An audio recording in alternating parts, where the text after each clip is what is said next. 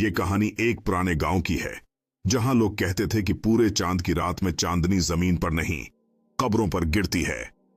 एक रात ज़ैनब नाम की लड़की अपनी छत पर चांद देख रही थी। चांद की रोशनी कुछ अलग थी, चमक में जैसे लाली की झलक थी। ज़ैनब ने नीचे झांका तो देखा चांदनी सीधी कब्रिस्तान पर पड़ रही थी और वहां एक सफेद कपड़ों में औरत खड़ी थी, जिसका चेहरा चांद की तरह चमक रहा था, मगर आंखें स्याह खाली खदों जैसी थीं। ज़ैनब ने डरते हुए आंख झपकी तो वो औरत गायब हो चुकी थी।